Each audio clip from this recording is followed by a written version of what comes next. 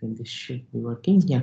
Okay. So in the last lecture, I was telling you about connected subsets of C and particular ones. Those on means like which we will be interested about are the ones which are open and connected. And we had seen some spectacular properties of these particular sets. We had seen that they are path connected. Open and connected sets in C are going to be path connected. Not only path connected, they are going to be polygonally connected. That means you can join any 2 points of an open and connected set by means of several line segments, and moreover you can take those line segments to be either in the vertical direction or in the horizontal direction. Okay, so that is what we had seen in the last lecture, and there are other significant properties of a set of real numbers which gets extended to the set of complex number. For example, the set of complex numbers, because we have an absolute value, it's going to be metric space with respect to the distance given by the absolute value, and then Heine-Borel theorem holds in the set of complex numbers. So, do you know what is Heine-Borel theorem? Yes, sir. What is it? And bounded it is Sorry, I cannot hear you. Can you please slightly louder? Compact subsets of complex that are closed and bounded. Yeah, are closed and bounded. Yes. So closed and bounded subsets of R used to be compact. Now closed and bounded subsets of C uh, is also compact. Okay, so that's Heine-Borel theorem, and those of you who do not know what it means to say compact at this moment, you can just think of it as closed and bounded. Okay, so bounded means a set is bounded, so that means there will be some real number n such that mod of z is less than or equal to m for all z in that set, and closed means it contains all its limit points. Okay, so it cannot have any limit point outside that set. So anyway, if compact is not clear, then at this moment just take closed and bounded. So that is the basic topological properties that one has. So now let us first begin with continuous functions on C. Functions on C. Okay, so yeah, so there will not be much interesting thing going on here. So I can let's say I can start with the subset D of C, and we can start with the function f from D to C. Then what we can do, we can write f as some u plus iv, where uv's are functions. I think I said this.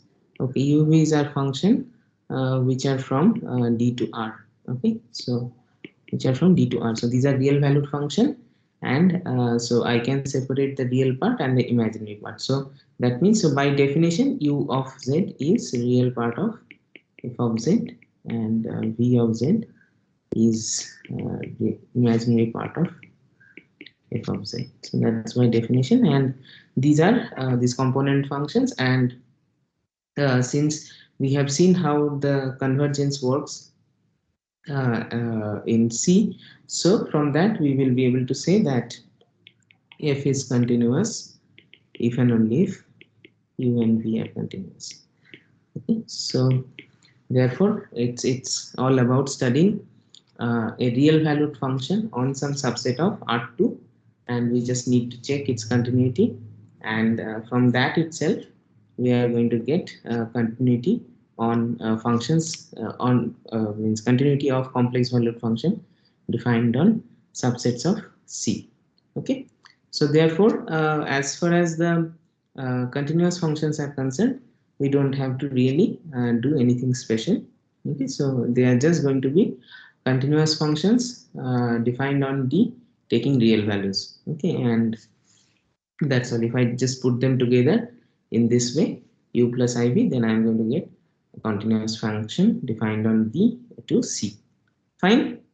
So as far as the continuous functions are concerned, there is absolutely no mystery. Okay, because we have seen already that if I have a sequence of complex number Zn converging to Z, then we can say that the real part of Zn converges to real part of Z, imaginary part of Zn converges to imaginary part of Z, and also if we have a sequence for which the real part and the imaginary part are converging to some definite limit, we can say that the actual sequence will also converge to that accordingly a definite limit. Okay, so using these facts, what we see is that the continuous functions are not so interesting ones to study. Fine? Yeah, we all agree to Yes, that. sir. Just component wise things. So really, it's not something which is very different. You have already seen them in several variable calculus. Okay, so now let us go to the object which are of primary interest. So these are differentiable functions.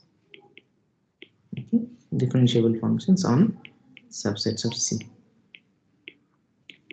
Okay, so exactly like differentiation what you have done in R, we are going to recall that and we are going to see what exactly that we can do. Okay, so let us recall.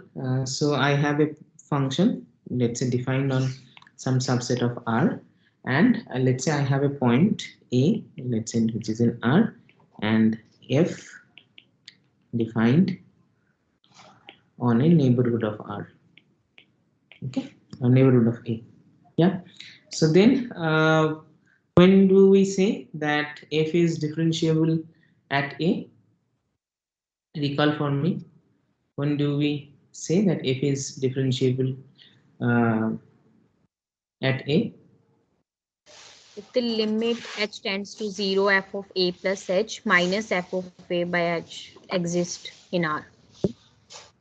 This is what if this limit exists, then we say that this one, if this limit exists, so exists, nice, like this is the definition. It is differentiable at A. Very good. Okay, so let us keep this definition in mind and come back to this definition again. But now, you see, if I think of a function defined on R2, okay, there I have a problem. The problem being, if I take, for example, a point A, which is in R2, then my here, of course, A is in R2, H is also will be in R2, so therefore it's a vector, okay. And now in R2, we do not know how to divide. Okay, so how to divide by 8, so that is what we do not know. So therefore, at least when we were taking differentiable functions on R2 or on subsets of R2, we somehow had to reinterpret this definition in one variable, and then we somehow means generalized it. Okay, so how did we reinterpret in the case of R2? Let us try to see. So we can rewrite existence of the above limit as, how can I write? I can write it as f of a plus h minus f of a is going to be equal to alpha times a. So this alpha is, let's say, this guy exists, right? So alpha, let us call it alpha. So this guy is alpha times h plus h into some epsilon h, where alpha is that suitable, that particular some real number, and what we have is that as h tends to 0, epsilon of h goes to 0. Okay, so this is how I can reinterpret our definition that we have of differentiability at a point. Fine. Yes. Yes, sir.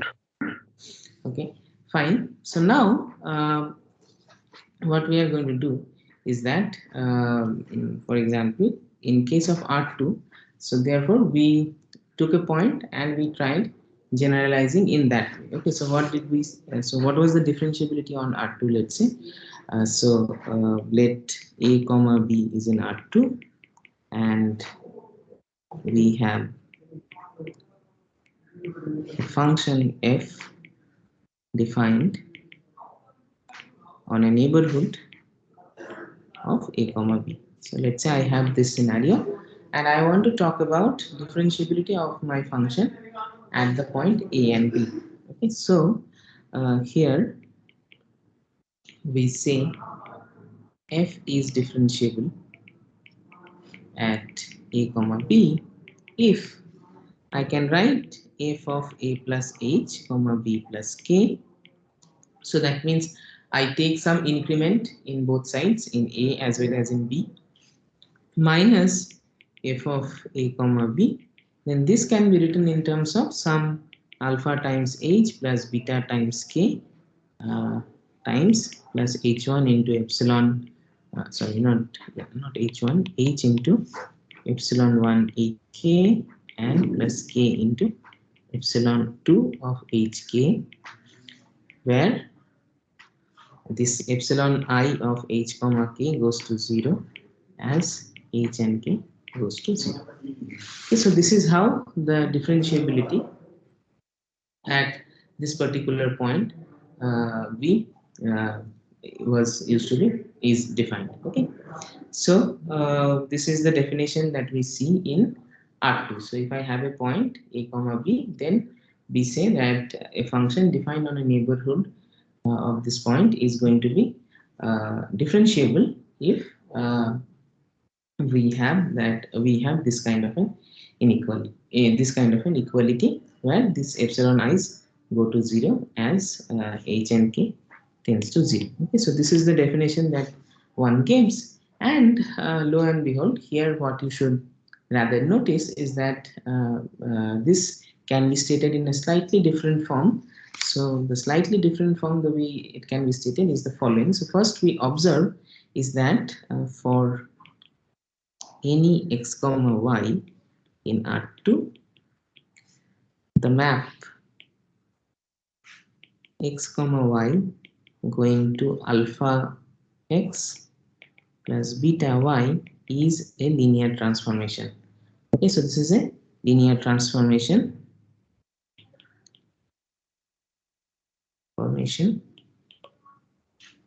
t from R2 to R. Okay, so this is a linear transformation t from R2 to R. Okay, so we have this linear transformation, and now what we can say is that,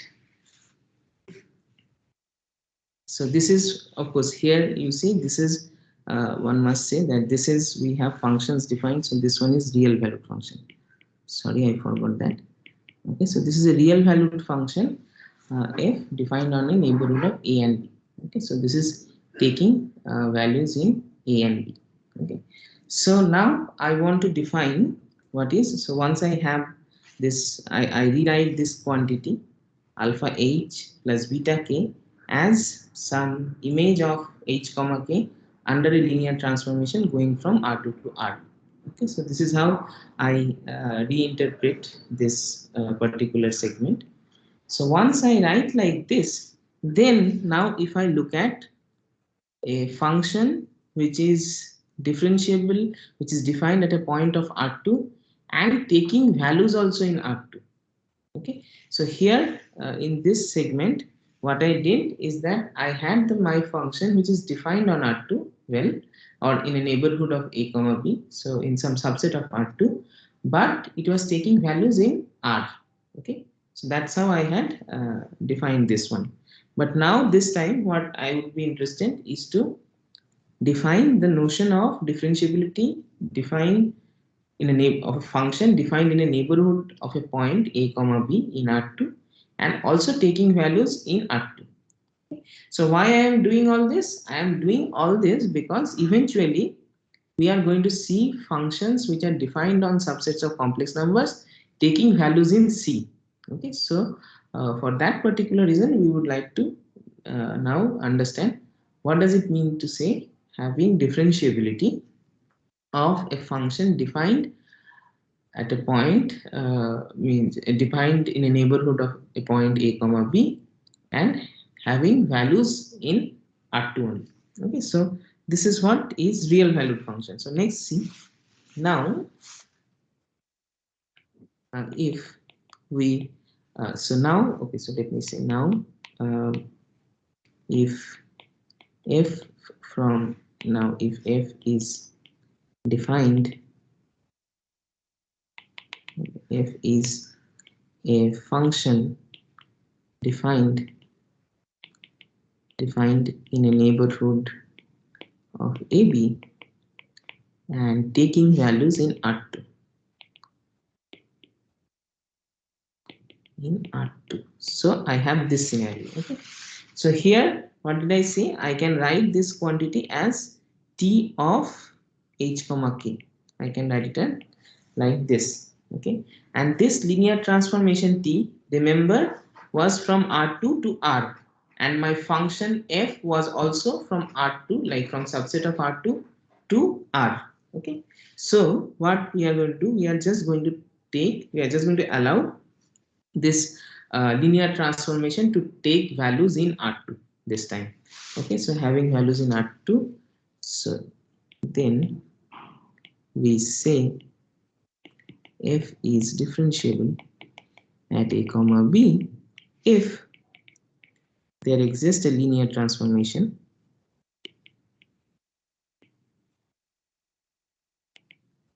Okay, so here of course we say if this can be written in this form. So here of course when I write my function in this form, of course that takes this existence of these real numbers alpha and beta for granted. Okay, so you guys probably have seen this alpha and beta turns out to be the partial derivative. Okay, or like those kind of things you will see also again. So we have this existence of alpha and beta over here, and similarly here we are going to here the existence of alpha beta can be stated in terms of existence of this linear transformation t. So similarly here also I have a linear transformation, and since my point is AB, let us denote it by TAB, defined from this time R2 to R2. Follow this such that, what can I say? Such that we have f of a plus h comma b plus k minus f of ab is equal to the image of this linear transformation tab of h comma k plus norm of h comma k times some epsilon hk, where this norm is the usual absolute value h square plus k square, and epsilon hk goes to 0 comma 0 as h comma k goes to 0.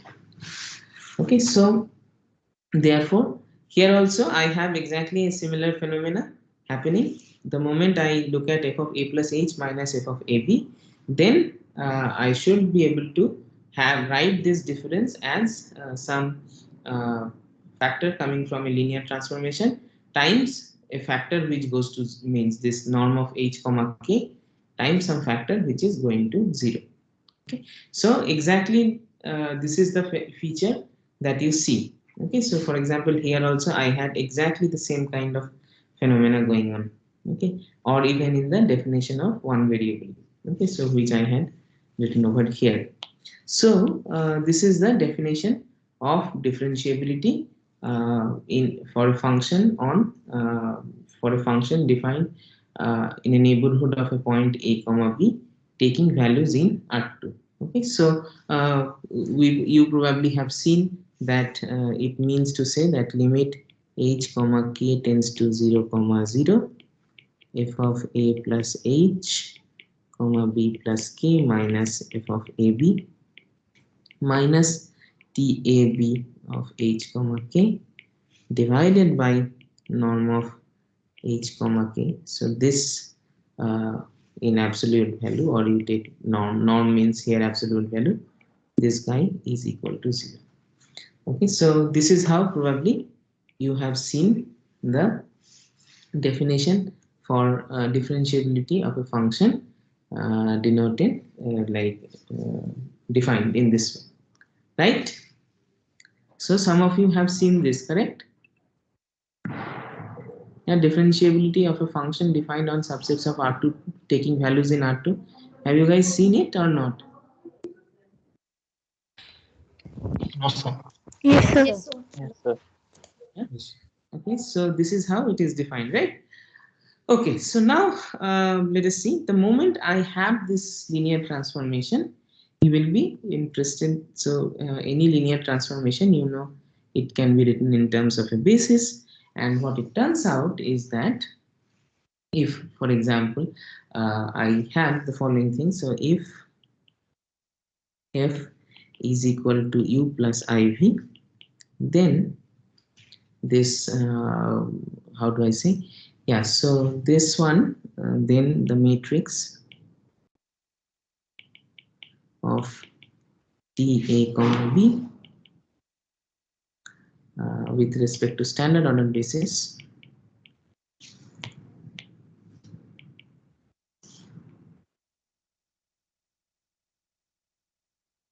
looks like. So this one looks like, I think, if I'm not mistaken, del u del x a comma b, and then I think, yeah, del u del y a comma b, del v del x a comma b, del v del y comma b. Okay, so the matrix of this linear transformation with respect to standard order basis looks something like that. Okay, so sorry, here I wrote f equal to u plus iv, rather I should write f equal to u comma v. Okay, so here it's still not complex. So if f can be written as u comma v, then the matrix of this linear transformation tab looks like this. Okay, so remember here the differentiability of a function defined in a neighborhood of a point a comma b taking values in R2 means existence of this linear transformation having so and so property, and this linear transformation is represented by this matrix. Okay, so I'm going to come back to this description again. Okay, so that like when we will compare then what is the difference between the differentiability at C and differentiability in for values of R, for functions defined on R2 taking values in R2. Okay, so this is the definition that you have seen so far already in several variable calculus. Okay, so now let us define the complex differentiability. Okay, so I am interested to understand now complex differentiability.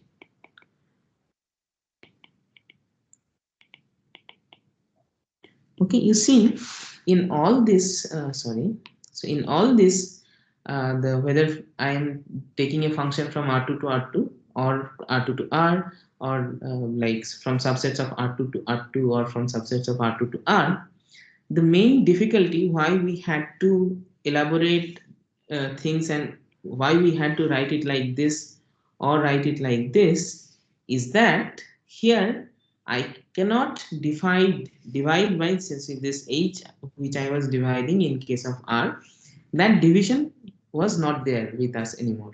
Okay, so the flexibility to divide by a point of R2 was not there. Okay, so that is the reason where I have to take in this limiting definition, I have to take norm in the numerator and norm in the denominator separately. It's not that I can divide first by h comma k and then take norm.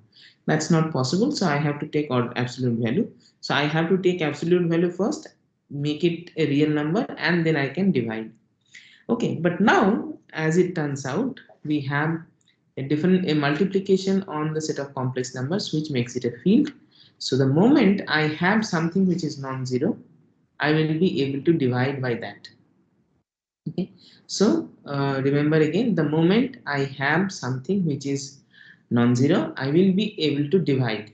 So the moment I will be able to divide, so I therefore in that case I don't have to go through any of these two things. Neither I have to bother about this kind of a definition, not I have to think about this kind of definition. So this a priori at this moment I don't have to bother about this linear transformation and all this. So what instead of that we can do is that we can just try to mimic the definition that we have in case of functions of real variable taking values in R. Okay, so what we have seen for real valued functions of real variable, we can just try to mimic the same definition. So let us try to do that. It's going to be very natural, so we are going to do that. Okay, so let z naught belongs to C and f is defined in a neighborhood of z naught. Then we say f is differentiable and z naught if f is differentiable and z naught if the limit h tends to 0, f of z naught plus h minus f of z naught divided by h exists. Okay, so if this limit exists, then we will call that our function is differentiable. So exactly whatever we had seen in R, as since we can divide here by this h, we don't have to go into any kind of means reinterpretation. We can directly use that definition and we will say that if this limit exists, then a complex valued function defined at a point is going to be called differentiable. Okay, and in this case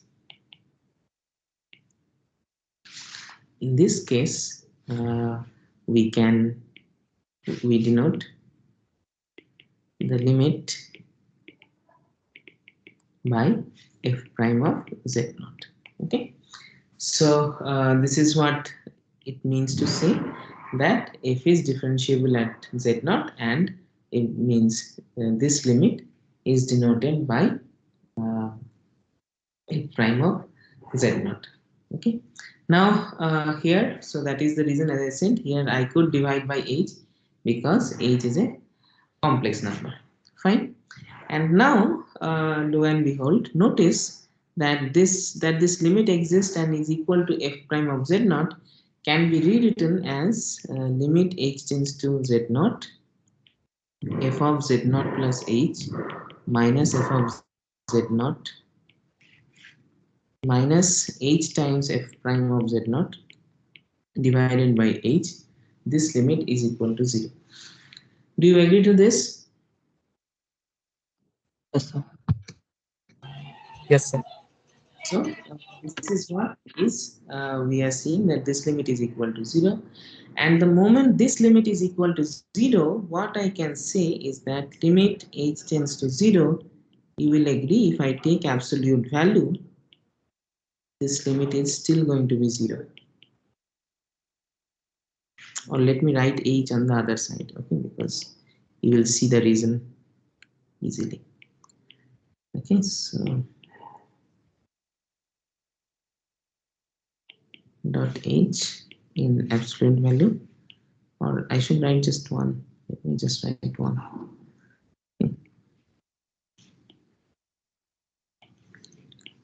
Okay, so in absolute value also this limit is equal to 0.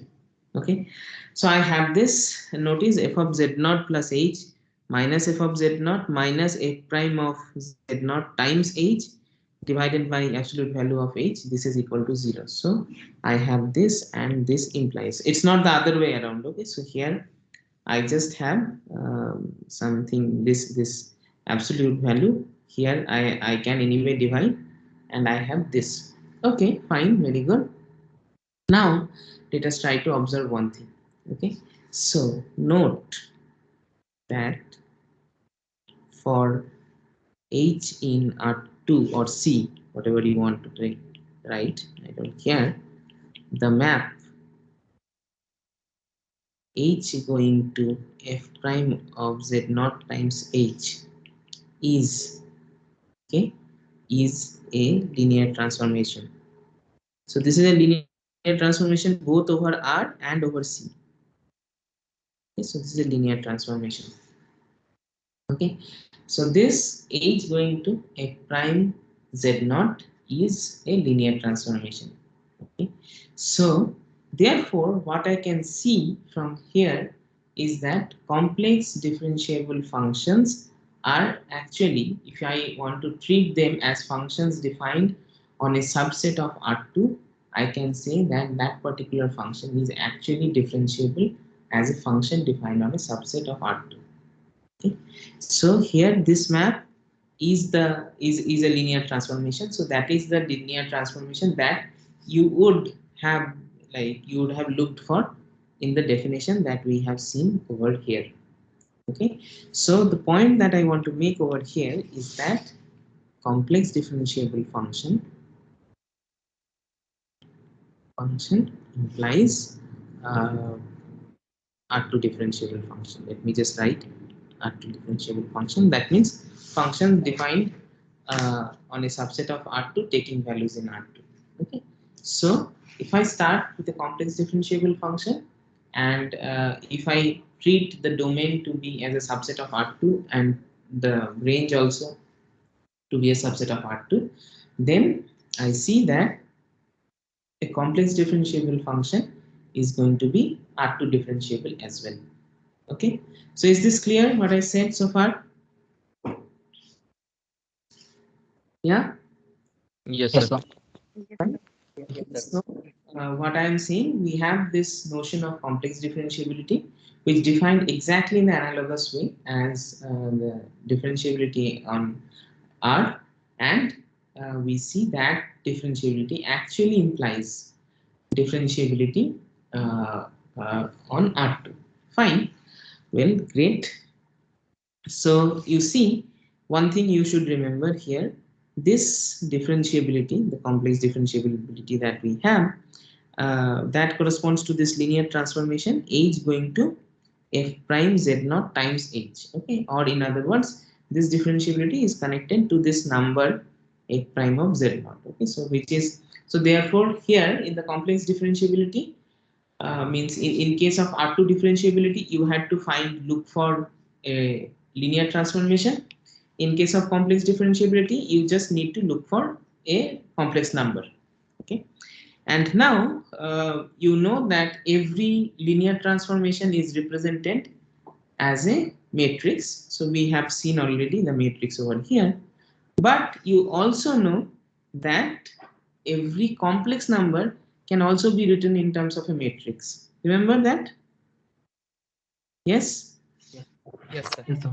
The form of a complex number, if I want to write it as a matrix, so let us say this number is actually a plus ib, let us say.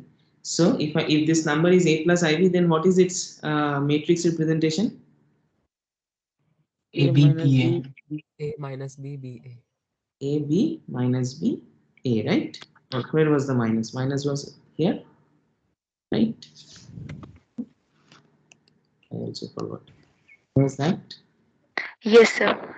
Here it. Right? Yeah, a minus b, b a. Okay, so this was the differentiability, or like, sorry, this was the matrix representation of a complex number.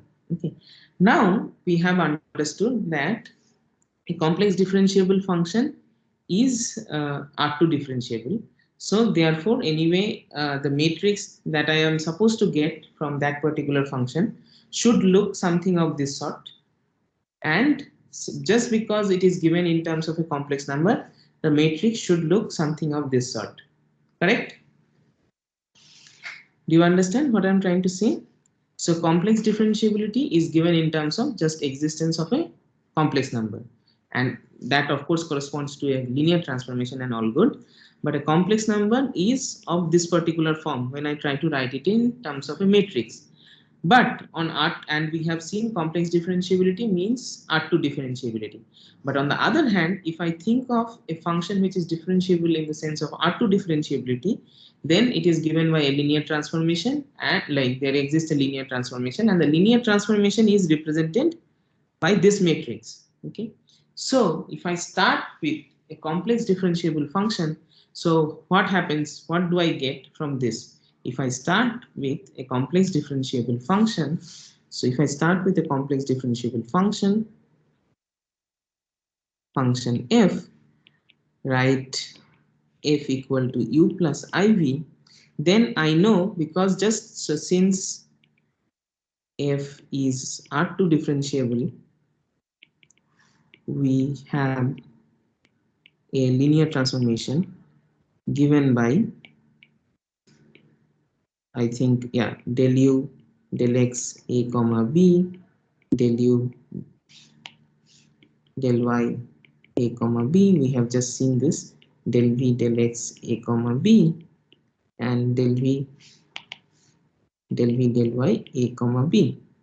On the other hand, I know that complex differentiability means existence of some complex number, and that complex number, of course, gives rise to a linear transformation, and thereby we got a matrix. We have seen already this, and that matrix was of the form A minus B, B, A.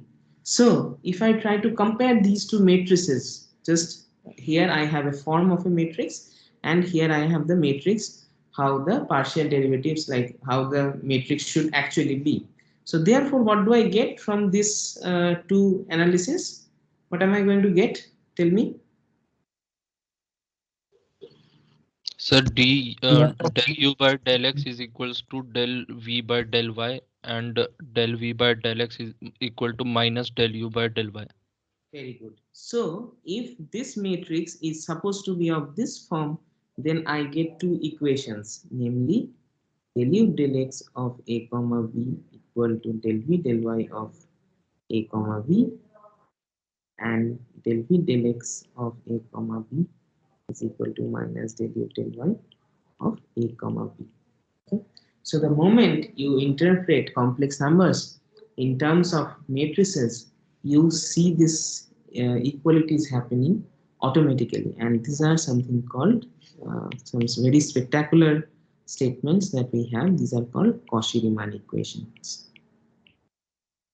Okay, so these are called CR equations or Cauchy-Riemann equations. Okay, so therefore, actually, Cauchy-Riemann equations come automatically from just from the definition of differentiability of complex functions. The moment you treat, like the moment you realize that complex differentiable functions are actually R2 differentiable, and therefore it has already the there is a matrix behind the definition, and since complex differentiability means existence of some complex number f prime of z naught, so there also we start with a complex, we have a complex number, and that represents a matrix, or even the complex number, as I said, h going to f prime of z, f prime of z naught times h, that's a linear transformation. So if I think of it as a matrix, we have seen as a matrix over R, it is of the form A minus B, B A. Okay. So therefore, if I try to compare this form that I have written over here with this particular matrix, then I see I get two sets of I get two equations. One is del u del x is equal to del v del y, and del v del x is equal to minus del u del y. Okay, so this is called the Cauchy-Riemann equation, for which we see for complex differentiable functions. Okay, so therefore what we see is that complex differentiable function implies, like whenever a function is complex differentiable, that implies Cauchy-Riemann equation. Okay, so we will see the converse and all other thing, but nevertheless at this moment we see that we get this Cauchy-Riemann equation here. Okay, great. So is it clear, this Cauchy-Riemann equation, to all of you? Yes, sir. Yes, sir. Yes, sir. So I will come back to it probably once more. Here I have of course told you from the matrix perspective, okay, and that we get this. But actually you can try taking limits and things like that, and then also you can uh, you can get the proof. Okay, but nevertheless you have this, and here I was telling you this remark that complex differentiable function implies R2 differentiable. So it's a natural query that can we say something about the converse? Okay, so what about the converse? So here I'm not talking about converse of CR equation. So what about the question, or let me just write does R2 differentiability. So when I am writing R2 differentiability means function is defined on a subset of R2 and it's taking value in R2. R2 differentiability implies complex differentiability. So this is my question, that whether R2 differentiability implies complex differentiability or not. And as it turns out that this is not quite true. Okay, so let us see by an example. Okay, so let f from R2 to R2 be defined by f of x comma y equal to x comma minus 1. Okay, so f of x comma y is defined to be x comma minus 1. Okay, now this is a linear transformation. Actually, this function itself is a linear transformation, and linear transformation and I'm sure you guys have seen already, or it's not very difficult to prove that if you start with any linear transformation, then linear transformations are always differentiable. Okay, so this is a linear transformation and hence differentiable, hence R2 differentiable at any point, whatever point you wish. And the so for to be R2 differentiable, you need one linear transformation over here. So if you start with the linear transformation and try to wonder what should be this TAB, that TAB is going to be T only. Okay, so if you start with a linear transformation, you are going to get that a linear transformation is always differentiable. Okay, so this function f from R2 to R2 defined by fxy equal to x minus y going equal to x comma minus y. So this function is a R2 differentiable function. Okay, so if you are not convinced at this moment, you can go back and try to check that the definition things will work out, and we will get that this is R2 differentiable. Okay, so now tell me, if I want to treat this function as function defined on C, what will it be? So translate or translate, not translate, let's say transfer if as a function from C to C. Okay, so C to C. So I want to do this. So tell me, where does Z go to? If I take Z to be a complex number, where does Z Z go to? conjugate. Conjugate of Z. This is x plus iy. So it should go to x. X minus IY. It is therefore. That conjugate. So I have this map. This map F corresponds to the complex map Z going to Z bar. Okay, so now we would like to understand whether Z going to Z bar is a differentiable map or not. Okay, so let's see. So note limit, so h tends to 0. So what am I supposed to check? I am supposed to check whether Z plus h bar minus Z bar divided by h, whether this limit exists or not. But what is this limit? Limit h tends to 0, h bar divided by h. Correct? Yes. So this is what I am getting, limit h tends to 0, h bar divided by h. Now what can I say about this limit? Does not exist. This limit does not Does exist. not exist. Why is it? Because We get Right hand different. limit and left hand limit 1 minus 1 not equal. Madam, here there is no left hand limit, right hand limit. Sir, if if I that just is real, then it goes to 1. Then if is imaginary, then we get -1. -1. Absolutely. So here you need to be slightly careful. Don't use this left hand limit, right hand limit. Okay. So okay. Is it clear what I am trying to say? In complex numbers, we don't have left hand limit, right hand limit, right? So I don't have that. But here what you can see is that this limit does not exist because it depends on, like, if you, for example, if you take your age to be all real numbers, then this ratio seems to be going to 1. But for example, if I take h to be purely imaginary, so for example, I times some real number, then this ratio is going to -1, right? So therefore this ratio cannot have a definite limit, and hence this limit does not exist. Yeah, clear to all of you? Take Yes, sir. h real and h purely imaginary, so it does not have any real part. So in two separate cases, if you take these two particular cases, then in particular, if you take these two special cases, so what you will get is that you will get different limits. So therefore, this limit does not exist, and therefore, what do we get? We get that z going to z bar is, what do I get? This one Not differentiable. It's is not not differentiable. Not X.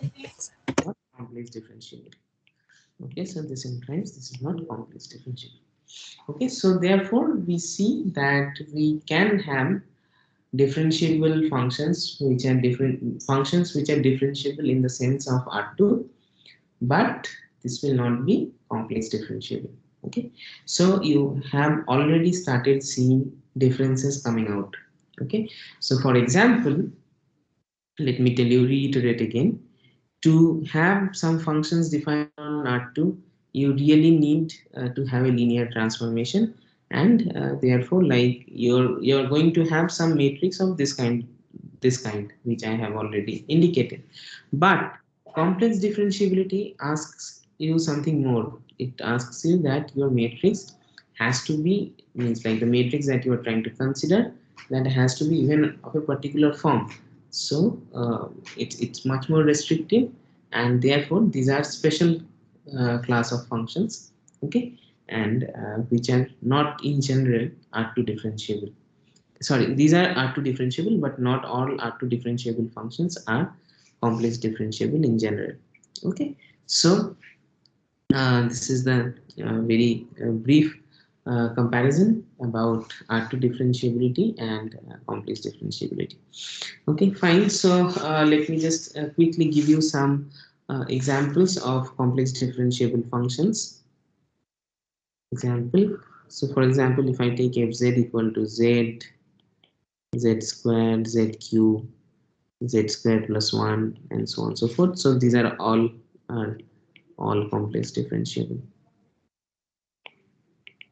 Okay, and also, for example, I can take fz to be some p of z, where p is a polynomial, complex polynomial. So complex polynomial means polynomial with complex coefficients. Okay, so I can have this. So these kind of functions are going to be complex differentiable function. Okay, so that is these are the examples that I can give you at this moment, and we will see later one class of example. I will still need a little bit more preparation. One class of examples which are going to be the power series. Okay, so effectively, these will be all the uh, complex differentiable functions that I can give you. Okay, so I can give you this monomials or polynomials, or else I can give you power series. And this is the beauty of complex analysis. You will see that it turns out that these are all possible examples essentially. Okay, so we will learn about these power series. That's not means in a while, or means maybe next to next class, and then there we will see that we will have this another class of examples, namely the power series, and later we are going to prove that these are the all possible examples. Okay, so what do I mean by these are all possible examples? By that I mean is that you will be able to see any differentiable function like complex differentiable in a particular sense.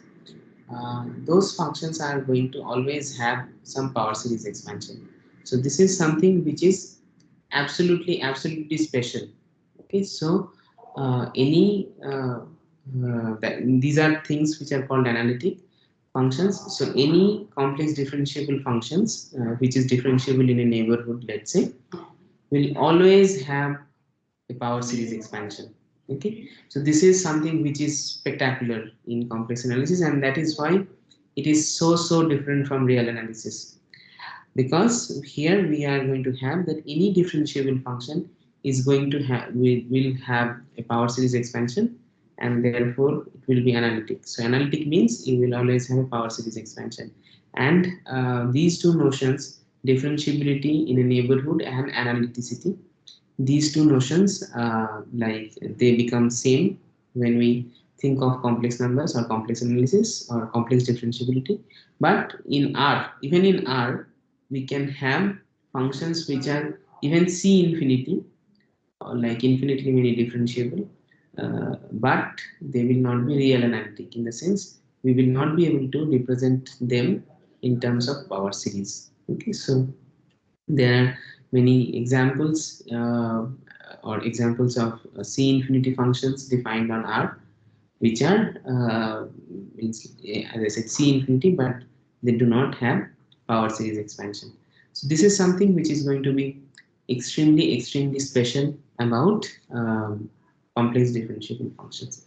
Okay, so let me now quickly tell you some properties that are going to be there for complex differentiable functions, and we will see.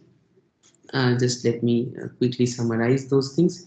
You have mostly these kind of things you will be able to prove on your own. So for example, so let me write down some properties of yeah, some properties. Okay, so first of all I can say that differentiable, if f is differentiable at z naught, then f is continuous at z naught. Okay, so if I have a differentiable function, I will also have that it is continuous. Okay, so how do I prove this? The differentiable function is also continuous.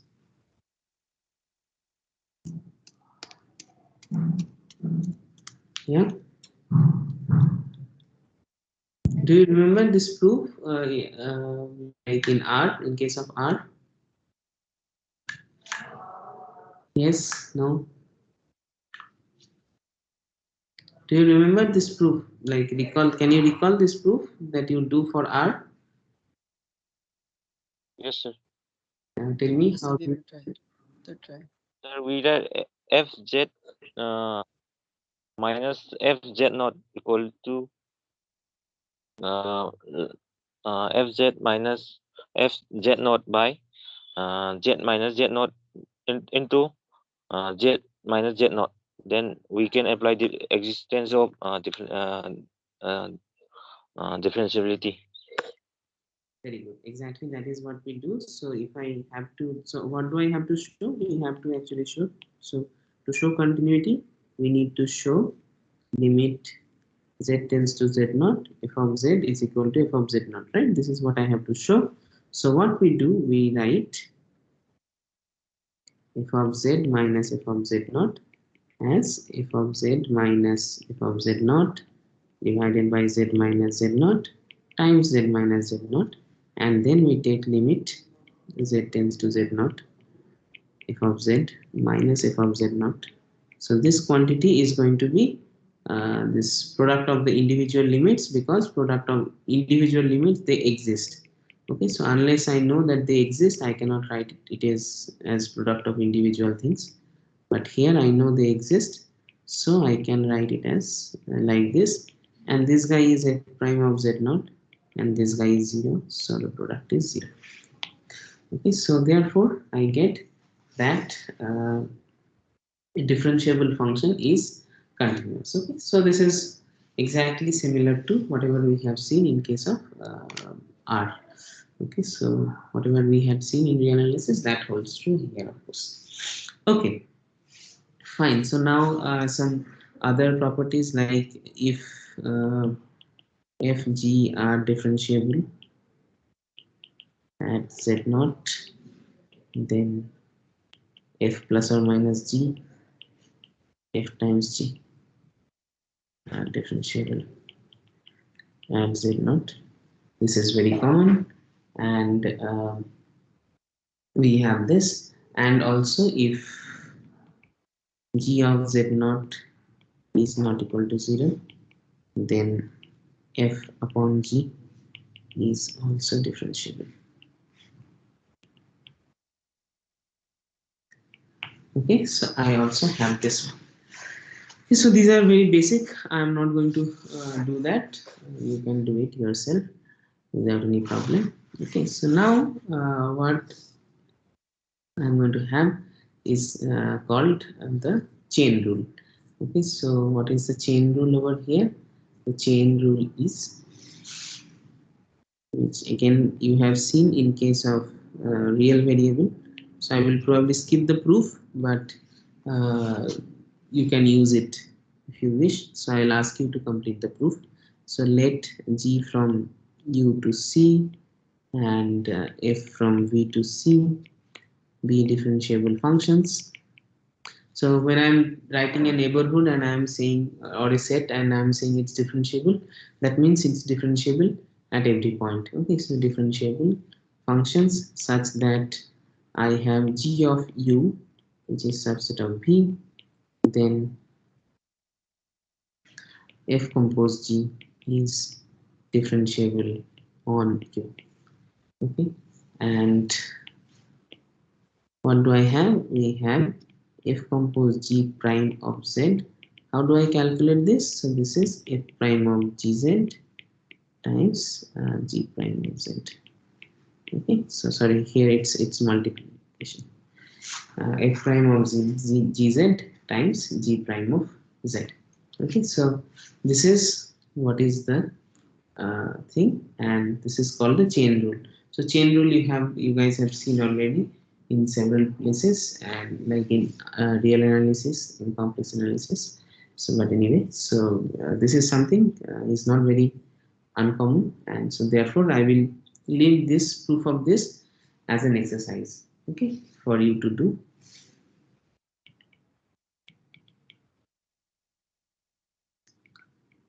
So complete the proof of chain rule. I don't want to do it. This is not very something which is not very difficult. Okay, fine. Yeah, so now let me just see one thing. Yeah, okay. So I have that. Now I have, like I said, Cauchy-Riemann equation. I want to mention it separately once more.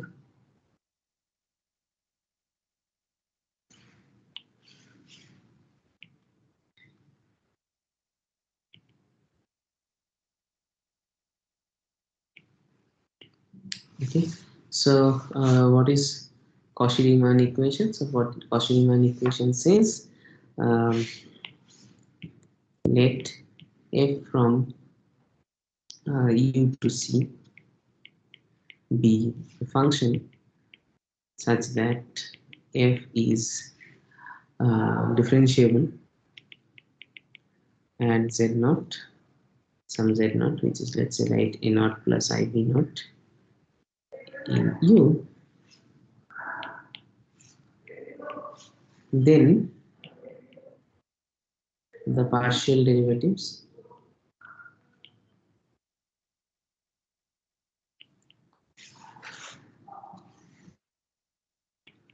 fx and fy exist at z naught, and they satisfy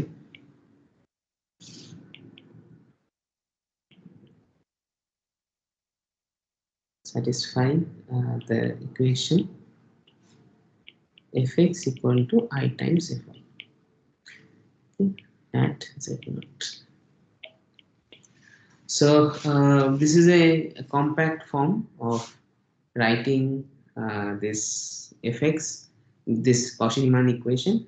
Okay, so this is essentially telling me that ux plus vx, sorry, ux plus ivx is equal to I uy minus vy. So which is same as saying if you compare real part and imaginary part, you get sorry, did I write it correctly? No, here I have made a mistake. So this is fy equal to ifx. Sorry. So here what I have,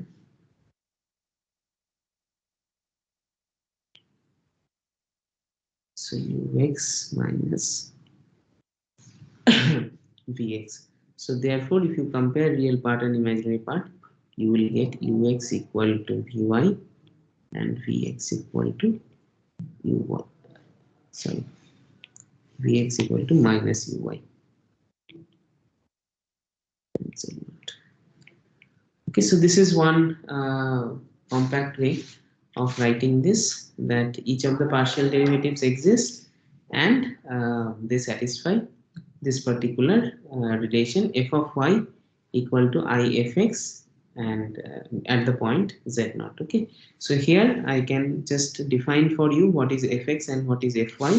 So fx and z naught. So we had this limit, you had seen limit h tends to 0, f of z naught plus h minus f of z divided by h. So here the increment is only in one coordinate, okay, so namely the x coordinate, f of a naught comma b naught divided by h. So h is in r, and fy of z naught is similarly increment on the next coordinate in on the y coordinate.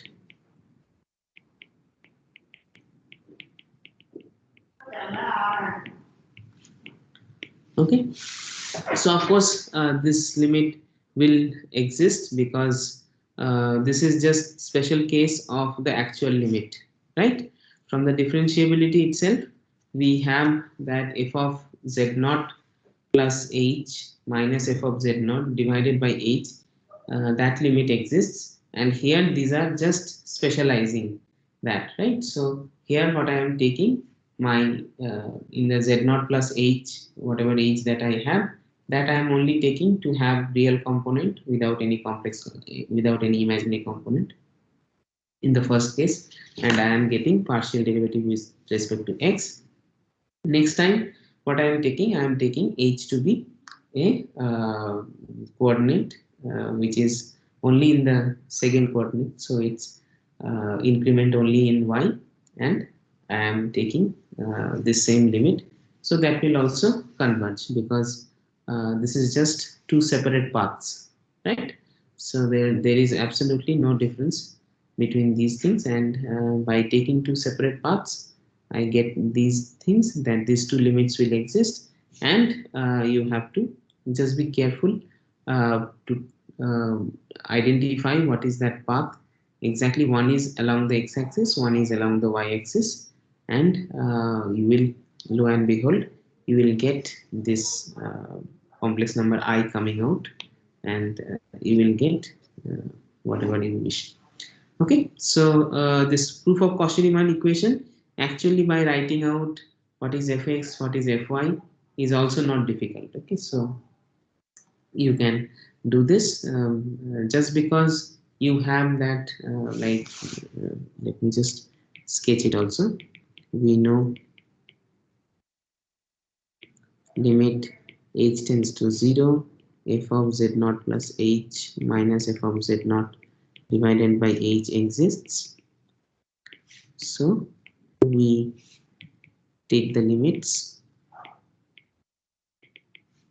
in terms of two different paths.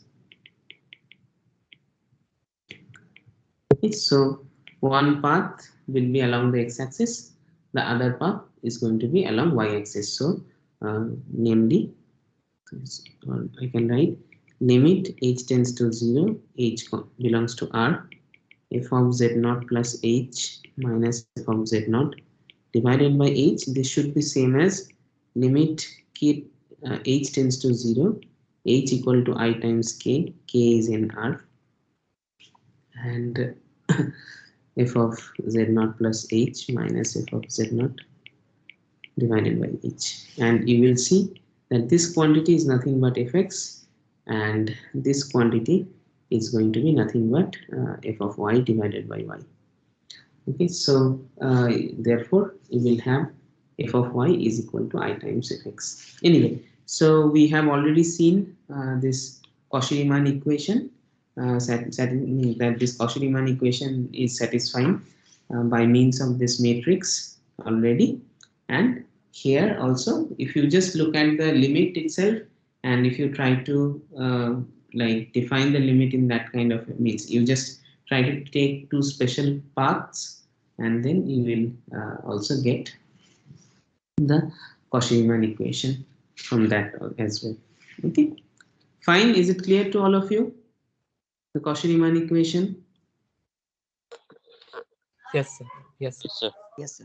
So, yeah, so this is nothing difficult. It's just a matter of taking two different paths. Otherwise, remember exactly the analogy, like the complex representation of a complex, sorry, matrix representation of a complex number, and also the fact that any complex differentiable function is R2 differentiable. Okay, so that from that aspect also you get this Cauchy-Riemann equation. Nevertheless, okay, so fine, we are done with Cauchy-Riemann equation, and I was telling you, so this is what it says, this particular statement that I have made over here, that tells us that the moment a function is complex differentiable, it's going to satisfy Cauchy-Riemann equation. Okay, so what we are going to ask, we are going to ask again the converse question. Okay, so we see complex differentiability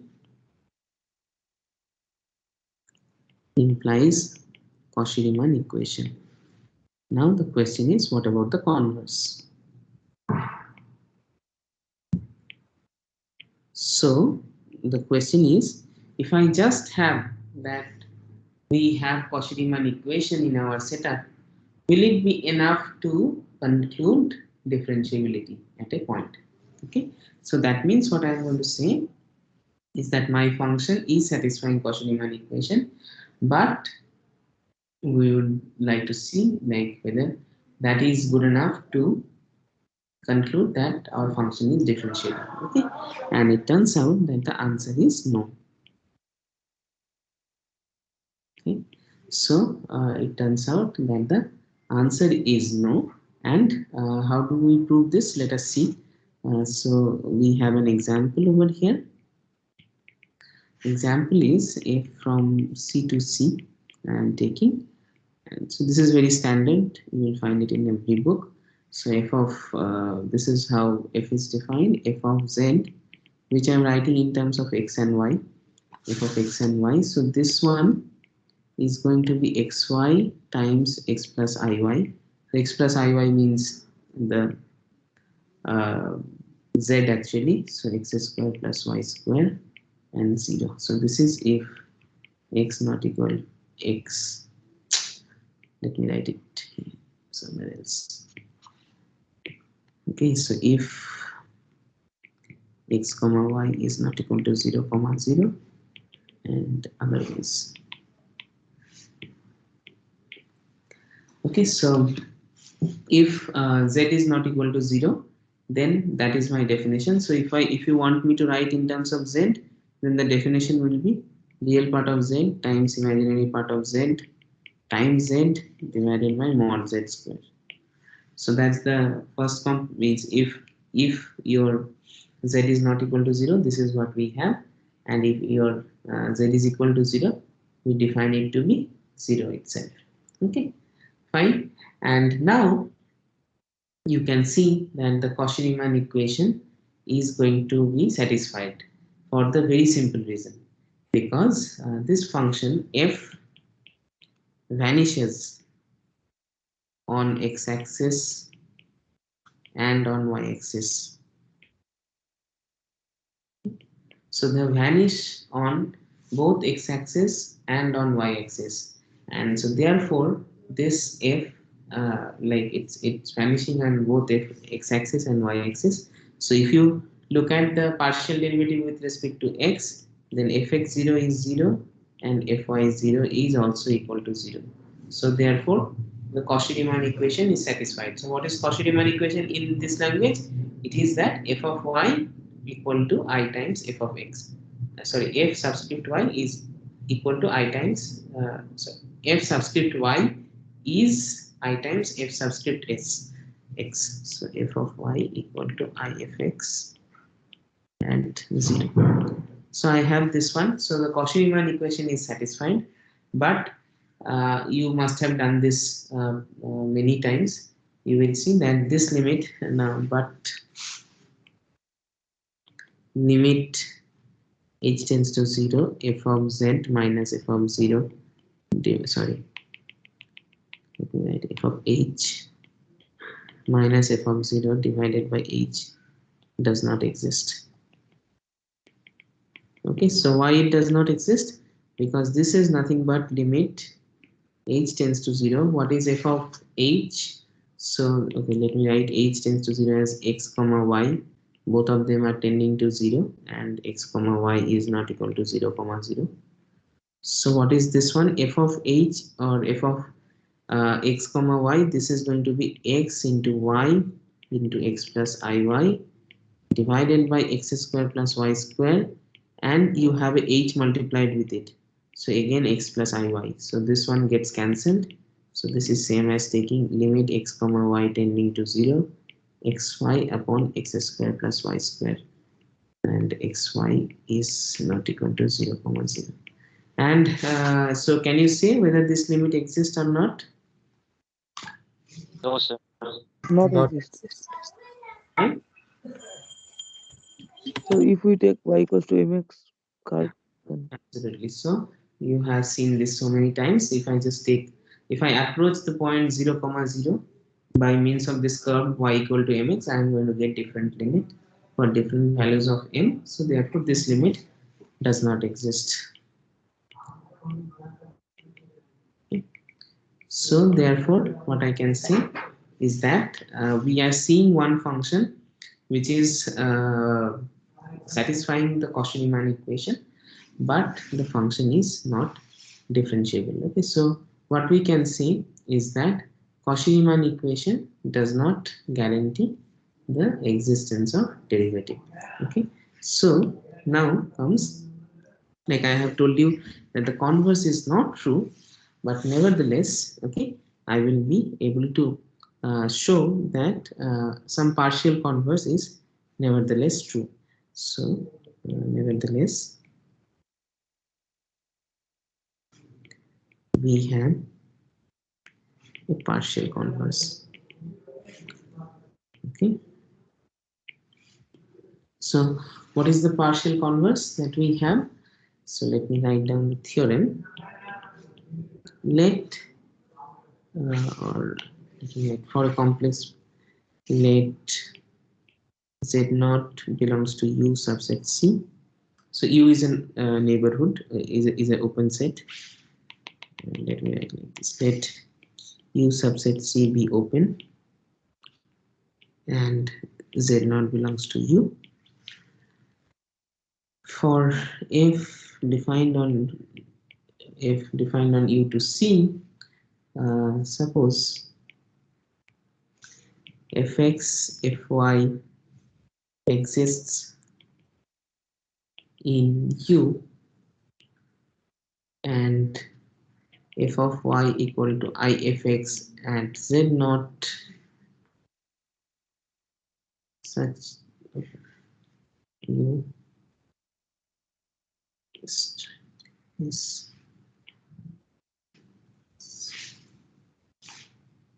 and fx fy are continuous at z naught, then f is differentiable at z naught.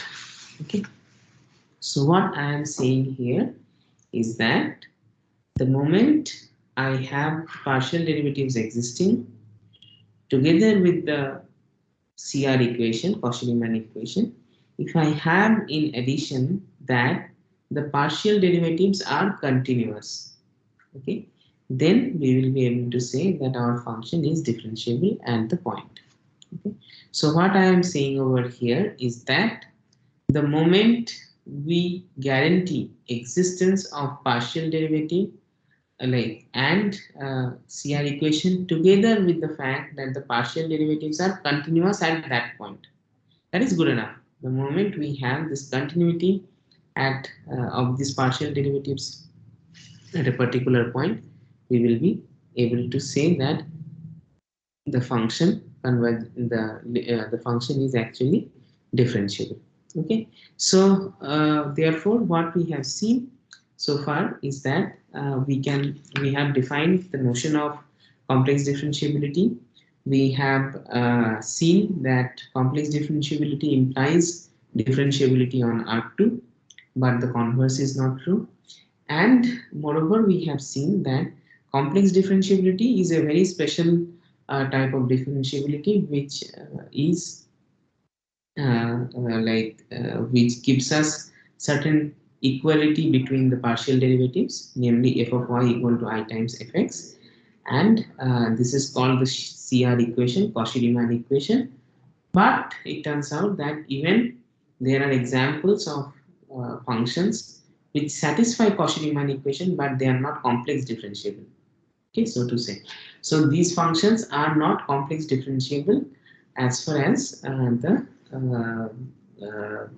yeah, these functions are not complex differentiable even though they satisfy Cauchy-Riemann equation.